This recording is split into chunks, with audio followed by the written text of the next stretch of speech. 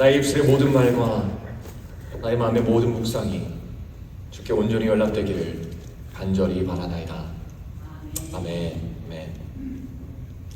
우리 사랑하는 성도 여러분, 우리가 이번 설교 시리즈를 하면서 살펴보고 있는 것은 사도신경인데요. 사도신경은 초대교회의 신앙 고백이었습니다. 그런데 우리 이 사도신경이라는 이름 때문에, 사도하면은 이제 영어로는 apostle이잖아요. Apostles' Creed 이렇게 얘기하는데, 이 사도신경이라는 이름 때문에 많은 분들이 이거 사도들이 직접 작성한 문서인가 아니면 기도문인가 이렇게 생각하시고는 하는데요. 사실 아닙니다. 역사적으로 보면 사도신경은 사도들이 한 자리에서 모여서 쓴 그런 문서는 아니고, 그 이름은 사도들의 가르침과 사도적인 신앙을 충실하게 요약해서 만든 그런 문서라고 해서 사도신경이라고 붙여진 겁니다. 우리 사도신경의 유래와 역사적 배경 잠깐 얘기 드리려고 하는데요. 이제 사도신경의 뿌리는 이제 2세기 초중반 서방교회로 거슬러 올라갑니다. 초대교회라고 할 수도 있겠죠. 당시 교회는요, 박해뿐만이 아니라 여러 가지 이단들의 어떤 공격 혹은 이런 논쟁들로 많이 골머리를 앓고 있던 그런 순간이었습니다. 영지주의가 있었고요, 도세치즘이라 그래가지고 예수님은 몸 없이 영으로만 이제 유령같이 그렇게 존재하셨던 분이야, 이런 얘기를 하는 분들이 계셨어요. 그러니까 이제 그 이단 같은 사상들이 너무 많았기 때문에 우리가 함께 고백할 수 있는, 우리가 동의하는 그런 신앙 고백문이 필요했던 겁니다. 그래서 초대 교회는 세례 문답용 고백으로서 사도들의 복음과 그들의 가르침을 짧고 분명한 언어로 정리를 한 거죠. 그리고 이 고백을 통해서 이제 세례를 받는 모든 세례자들이 공동체 앞에서 나는 이러이러한 것을 믿습니다 라고 고백하면서 이제 거짓 가르침으로부터 몸살을 앓던 그 당시의 혼란한 세상 속에서 자신들의 신앙을 분명히 지켰던 겁니다. 그리고 사시기 이후로 이 고백은 서방교회 전역으로 퍼지고 또 중세를 거쳐서 Apostles' Creed라는 이름, 지금 우리가 쓰고 있는 그 이름으로 불리기 시작했던 거죠. 대충 이제 백그라운드는 아시겠죠?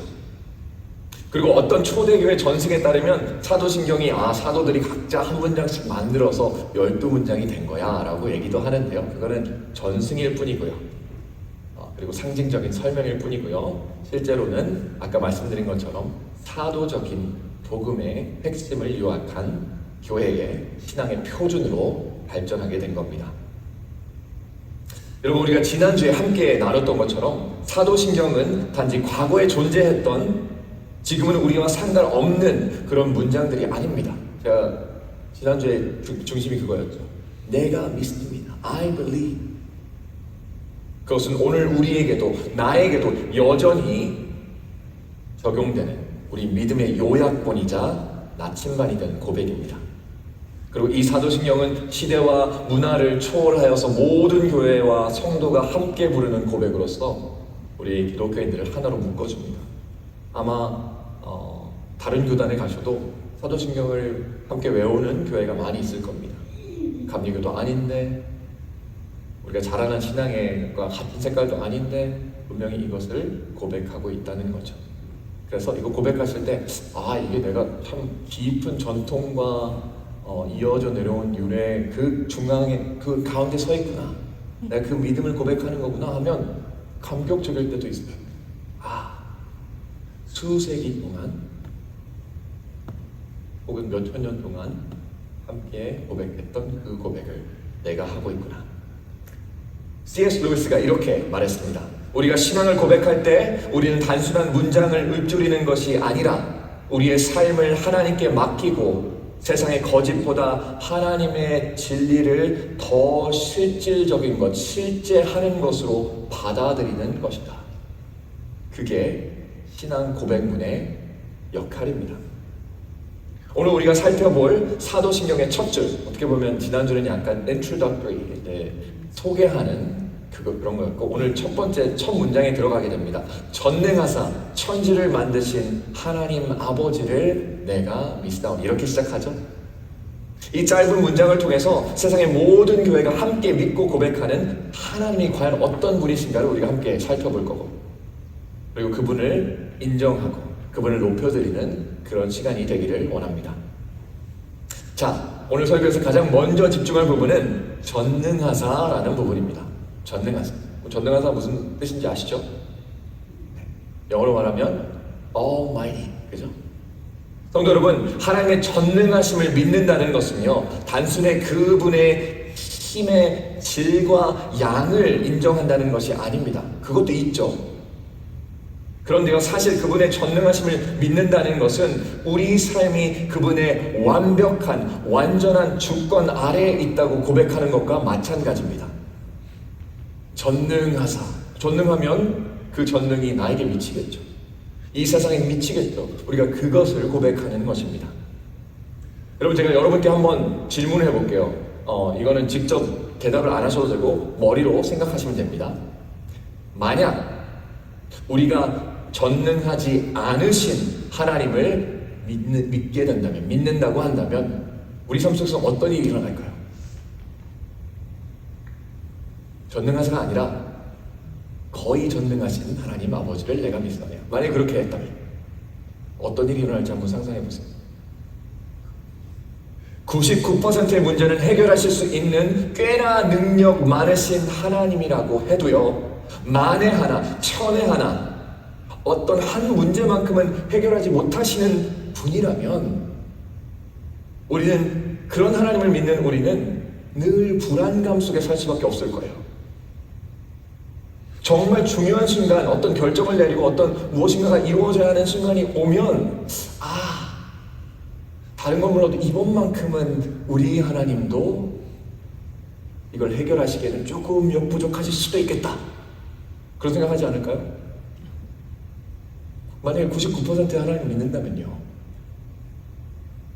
우리는 그 순간마다 의심하게 됩니다. 하지만 감사하게도요, 우리가 고백하는, 성경이 말씀하고 계시는, 사도신경이 고백하는 그 하나님은 뭐라고요? 전능하사. 전능하사 하면은 이제 그냥 한국말은 모르겠어요. 제가 한국말을 느끼기에 그런 건지 모르겠는데 Almighty 하면 뭔가 되게 강력해 보이죠. Almighty. 이사야 40장 28절에서 31절까지의 말씀 이렇게 선포합니다. 영원하신 하나님 여호와 땅끝까지 창조하신 이는 피곤하지 않으시며 곤비하지 않으시며 명철이 한이 없으시나니 오직 여호와를 앙망하는 자는 뭐라고요? 새 힘을 얻으리라. 우리가 그런 하나님을 고백하는 거예요. 사랑하는 성도 여러분, 하나님이 전능하신 분이라는 것을 우리가 믿게 되면요, 알게 되면요, 고백하게 되면요, 우리의 삶이 달라질 수밖에 없습니다. 먼저는 우리가 두려움에서 자유할 거예요. 저희 아버지가 항상 저한테 말씀하세요. 나단아, 너 하나님 믿니? 네. 그럼 걱정을 왜 해? 걱정할 일이 없다는 거예요. 너가 진짜 하나님을 하나님으로, 전능하신 분으로 믿으면 왜 걱정을 하는 거죠? 당신의 자녀인 나를 지켜주실 분이 그분이신데. 그래서 우리가 하나님을 믿기 시작하면 우리가 두려우면서 자유해집니다. 불확실한 미래와 세상의 거센 파도 앞에서 하나님이 여전히 통치하신다는 그 확신이 우리를 지켜주죠. 우리가 경제적인 위기, 피할 수 없는 질병의 문제, 사람들과의 관계 깨어짐 속에서 우리가 막 고민할 필요가 없어진다는 겁니다. 물론 고민하겠죠. 근데 우리의 결론이요, 뭐가 되죠? 전능하신 하나님이 나를 그분의 주권 아래 품으시는구나. 두려움이 없어집니다.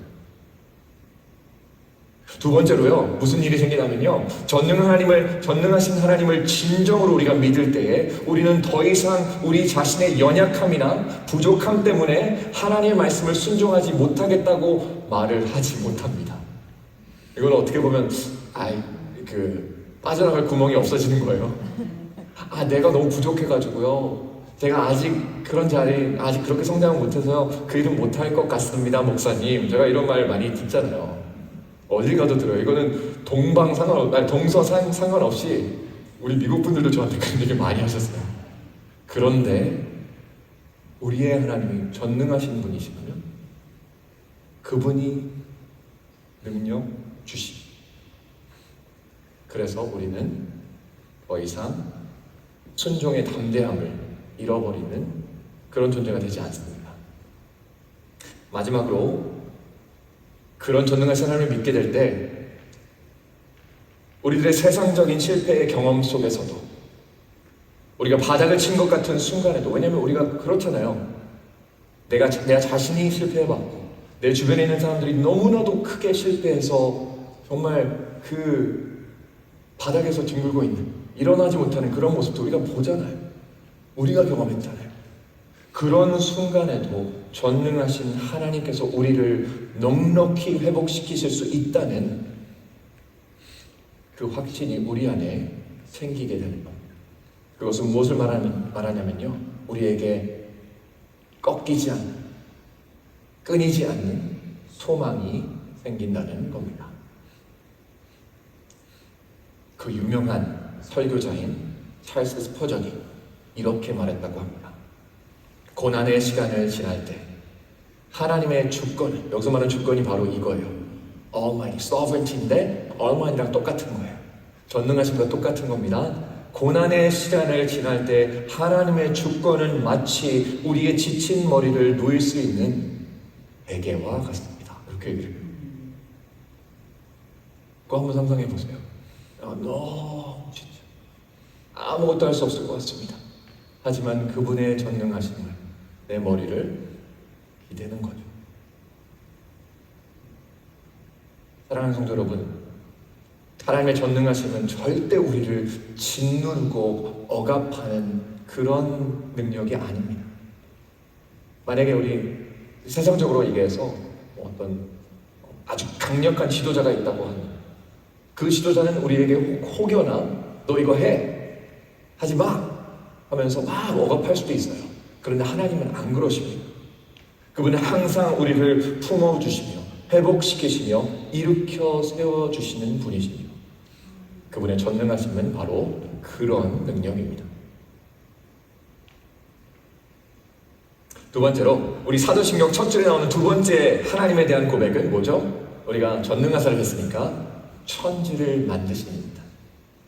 창조주 하나님에 대한 이야기예요. 천지를 만드신 하나님을 믿는다는 것은요, 단순히 우리 하나님 정말 대단하시구나, 정말 아티스틱 하시구나, 크리에이티브 하시구나, 이게 아니에요. 그 감탄에서 끊이지 않습니다. 왜냐하면 창작자는요, 그 창작물에 대해서 항상 어떤 의도를 가지고 있기 때문에 우리가 그걸 봐야 되는 거예요. 창세기 1장 1절은 이렇게 시작하죠. 태초에 하나님께서 천지를 창조하시느니라. 여러분, 창조는요 우연이 아닙니다. 만약에 그걸 우연이라고 생각하시면 우리 신앙 어떤 믿음 체계가 다 무너져요.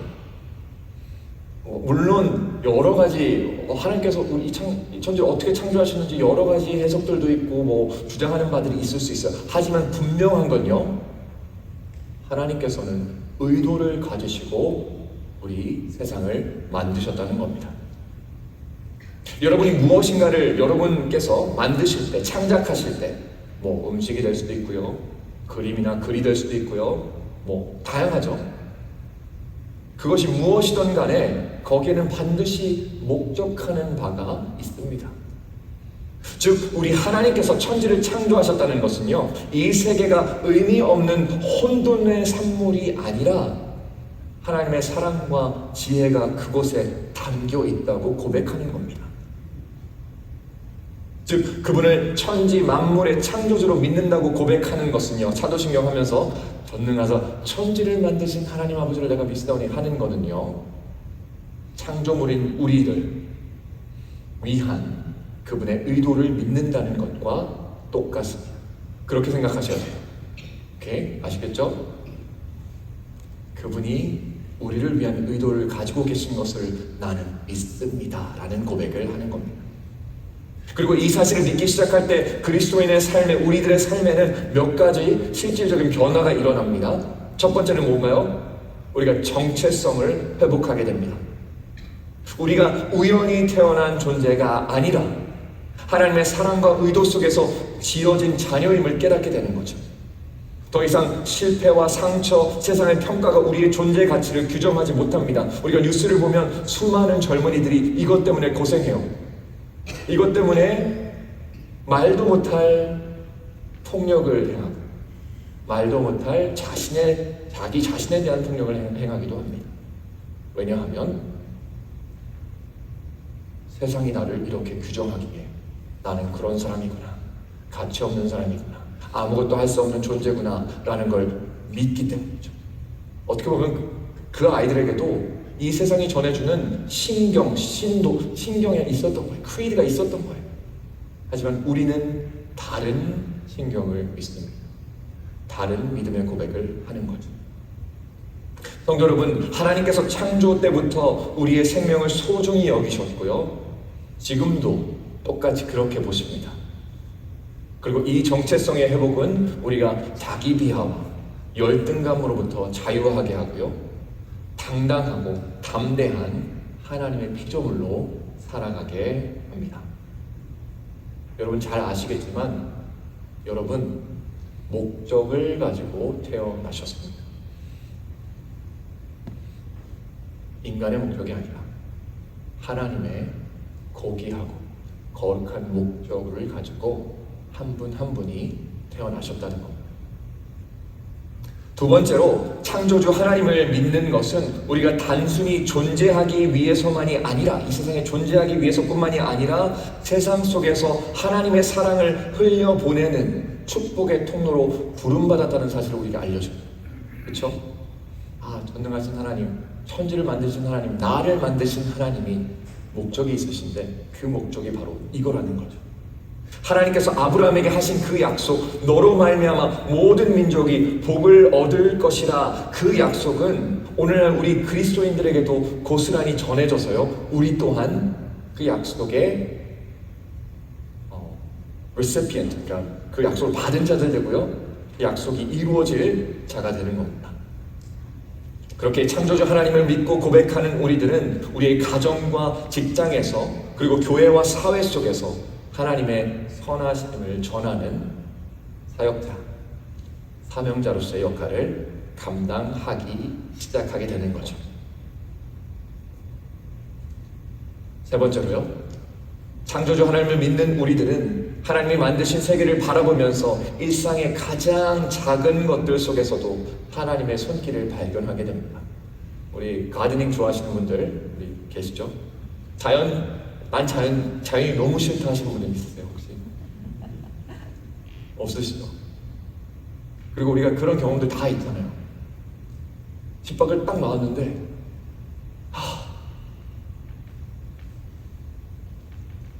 이 아름다움, 이 너무나도 아름다운 하나님이 만드신 세계, 그러면서 우리가 설명하지 못하는 어떤 감격들이 막 나옵니다. 그 감격이 왜 나오는지 아세요? 그냥 자연이 예뻐서가 아니라 그 자연을 통해서 나에게, 우리에게 말씀하시는 하나님을 우리가 느끼기 때문에, 푸른 하늘과 변화하는 바람의 온도와 한 송이 꽃, 풀 한 포기, 그리고 내 주변에 가장 익숙한 나의 남편, 부인, 아이들, 그 아이들의 얼굴을 바라보면서 우리는 모든 것 안에서 하나님의 형상을 발견하게 된다는 겁니다. 그래서 천지를 만드신 아버지를 내가 믿사오니 할 때 우리는 그 모든 것들을 고백하기 시작하는 겁니다. 내가 참 좋아하는, 여러분들께 또 나중에 기회가 되시면 꼭 읽어보셔서 책을 많이인데 좋아하는 영국 성공의 목회자 그리고 신학자인 N.T. 라이트라는 분이 계세요. 제가 이분을 좋아하는 이유는 치우치는 게 없으세요. 굉장히 이렇게 고드세요. 그분의 책에서 이런 말을 하셨습니다. 하나님의 창조를 믿는다는 것은 단지 과거의 사건을 인정하는 것이 아니라 지금도 그분의 창조적인 사랑과 주권이 이 세상 가운데 살아 역사하고 있음을 신뢰하는 것입니다. 이렇게 말씀하세요.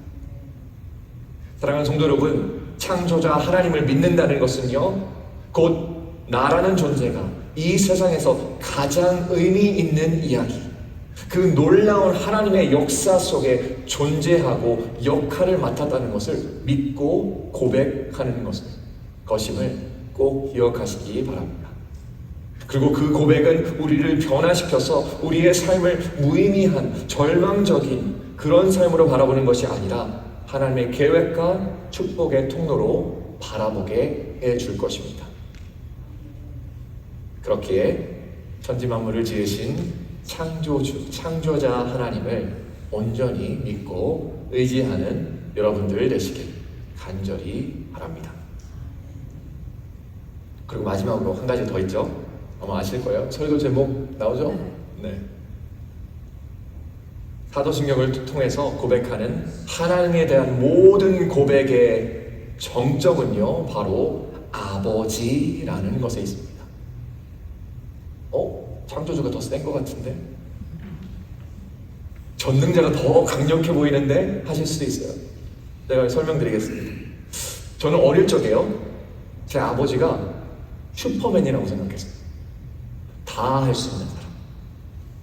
가장 강하고요, 가장 빠르고요. 실제로 저희 아버지가 달리기를 엄청 잘하셨어요. 그래서 운동회를 가면 릴레이를 막 하고 그러면 막 꼴찌에서 막 1등으로 가는 저는 아직도 그 막 벅차오르는 그 감정과 그 광경을 너무 명확하게 기억하고 있어요. 그래서 와, 너네 아빠 말 같다 막 이런 얘기 막 하고. 그리고 가장 똑똑하고 제 눈에는 가장 멋있는 사람이었어요. 그리고 어머니에 대해서 생각할 때는 우리 어머니는 절대로 거짓말하지 않으시고 무결점의 사람같이 느껴졌어요. 저는 어렸을 때 언제나 완벽하시고 완벽하게 선하신 분이라고 믿었습니다. 그런데요, 어느 날, 지금 생각해보면 정말 아무것도 아닌데 너무 생생하게 기억에 나는 그 어렸을 때 기억 중에 하나입니다. 어느 날 저녁에 그날 아침에 고구마를 삶아주시겠다고 어머니가 말씀을 하셨어요. 제가 그게 엄청 먹고 싶었나 봐요. 근데 바쁜 일정 때문에 어머님이 그 약속을 못 지키신 거죠. 근데 저는 그때 단순히 고구마를 못 먹어서 실망한 게 아니라 충격에 빠졌어요. 아, 우리 엄마는 거짓말쟁이구나. 약속을 지키지 않는 사람이구나. 그렇게 생각을 했던 거예요. 그리고 조금 더 자라서 아버지보다 훨씬 더 빠르고 훨씬 더 강하고 훨씬 더 똑똑한 사람들이 수없이 많다는 사실을 알게 됐을 때 저는 그 어린 나이에 설명 못할 허탈감 같은 걸 느꼈어요. 하지만요, 제가 조금 더 나이가 먹고 나서 이 모든 사실을 직면하고 나서야 비로소 전 진짜 중요하고 소중한 사실을 하나 알게 되었는데요. 그게 뭐냐면 바로 부모와 자식의 관계는 완벽함에 있지 않다는 거예요. 되려 서로를 향한 사랑, 말로는 설명되지 않는 그 무조건적인 사랑으로 이루어졌다는 것을 제가 그때 깨달은 거죠. 마찬가지로 하나님과 우리의 관계도 단순히 그분이 우리를 지켜주실 수 있는 분이신지, 혹은 내가 무엇을 드리면 그 하나님께서 나에게 보상을 해주시는 분이신지, 그런 것들로 설명되지 않는다는 겁니다. 만약 하나님께서 단지 전능하신 분, 단지 천지를 지으신 분에 그친다면 우리가 할 수 있는 게 몇 개 없어요. 뭐냐면 우리는 그분 앞에서 무조건적으로 순종하는 반응. 그렇죠? 왜냐면 전능하신 분이니까. 하면 해야 되는 사람이니까. 혹은 거기에 대해서 반항하거나, 난 싫은데요? 그런 하나님이라면 난 절대 싫어요. 이 두 가지 반응밖에 못한다는 거죠. 우리는 그분의 호의를 얻기 위한 아부의 모습을 보일 수밖에 없을 거예요. 아, 하나님 강력하신 분이시죠? 제가 잘할게요. 제발 좀 잘 봐주세요. 그리고 강요된 순종에 머물 수밖에 없는 거죠. 진짜 하기는 싫은데 안 하면 모든 걸 아시고 모든 걸 다 다스리시는 그 하나님께서 나를 벌하실 테니까 해야 돼. 하지만 오늘 함께 읽었던 본문에 선포하는 복음의 말씀은 우리에게 이렇게 말합니다. 어떻게 말하냐면요, 바로 그 전능하신 창조주 하나님께서 우리의 누가 되셨다고요? 아버지 되셨다는 겁니다. 고린도후서 6장 18절을 통해서 이렇게 말씀하시죠. 내가 너희에게 아버지가 되고 너희는 내게 자녀가 되리라. 전능하신 주의 말씀이니라 하셨느니라. 사랑하는 성도 여러분, 하나님은 우리의 부족함과 실패에도 불구하고요, 우리를 품으십니다. 과연 어떻게 그러실 수 있을까요? 모든 것을 창조하실 만큼 전능하시고 완벽하시고 거룩하신 그분이 어떻게 죄로 범벅인 우리들을 당신의 아들로, 딸로 삼으셨을까요? 우리는 그 대답을 알죠. 바로 십자가의 은혜입니다. 하나님께서는 당신의 아들, 원래 아들이셨던 예수 그리스도를 우리에게 내어주셨습니다. 우리의 죄를 대신 지신 예수님께서 십자가에서 하나님의 대속의 사랑으로 우리를 당신의 가족, 양아들, 양딸로 삼아주셨다고 바울이 얘기하고 있어요. 그리고 놀라운 하나님 아버지의 사랑의 역사를 바라보면서 요한일서 3장 1절은 이렇게 우리에게 외치죠. 보라, 영어로 하면 behold, 봐봐, 하나님께서 어떠한 사랑을 우리에게 베푸사 하나님의 자녀라 일컬음을 받게 하셨는가. 우리가 잘나서, 우리가 무엇을 증명했기 때문에 하나님의 자녀가 된 것이 아닌 거죠. 우리는 오로지 예수님의 의로움 때문에, 그분의 십자가의 달리심을 때문에 하나님의 품에 안기게 된 겁니다. 그리고 그것이 우리가 고백하는 복음의 본질인 것이죠. 우리 주기도문도 이제 어떻게 보면 사도신경과 주기도문 우리가 같이 외우잖아요. 근데 예수님께서 제자들에게 기도를 가르치실 때 그게 이제 주기도문이 되었죠. 그 기도를 이렇게 하라고 가르쳐 주셨어요. 어떻게 하죠? 하늘에 계신 우리 아버지, 천지 만물을 창조하신 창조주 아버지여가 아니라 전지전능하신 모든 것을 주관하시는 하나님이시여가 아니라 하늘에 계신 저 성도님의 아버지가 아니라 하늘에 계신 저 장로님의 아버지가 아니라 하늘에 계신 우리 나의 아버지여라고 기도하라고 예수님께서 가르치십니다. 왜 그러셨을까요? 제가 이제 주중에 계속 즐겨 듣는 이제 설교들이 몇 가지가 있어요. 네, 아주 잘 즐겨 듣는 한 미국 목사님의 설교에서 그분이 이제 주기도문에 대한 설교를 하시면서 이런 말씀을 하시더라고요. 근데 정말 제 마음에 와닿았어요. 여러분들도 한번 와닿는지 한번 들어보시기 바랍니다. 깊이 잠에 든 왕 혹은 황제를 새벽 3시에 깨울 수 있는 사람이 누가 있을까요? 그 왕의 권력을 두려워하고 그 권위에 충성을 다하려고 무엇이든지 하려고 하는 그 신하가 과연 그렇게 할 수 있을까요? 아니죠. 그 왕을 새벽 3시에 무조건적으로 깨울 수 있는 사람은 그 왕을 아빠라고 부르는 어린 왕자와 어린 딸밖에 없는 거예요. 어린 공주밖에 없는 거예요. 그리고 바로 우리가 그런 존재라고 성경은 이야기해 줍니다. 하나님께서는 우리에게 그와 같은 자격을 주셨습니다. 바로 두려움이나 형식이 아니라 사랑의 관계 속에서 아버지께 나아갈 수 있게 하신 거죠. 설교 마무리하겠습니다.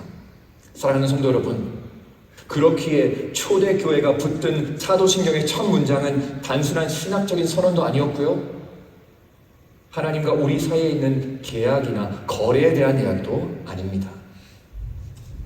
그것은 관계에 대한 선언이자 거룩한 언약이며 가족 간의 사랑입니다.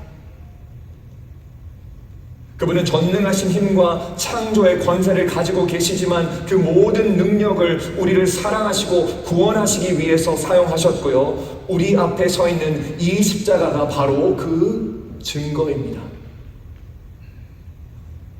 여러분, 여러분의 인생이 흔들릴 때 전능하신 하나님의 주권을 베개 삼아 안전하게 안식하십시오.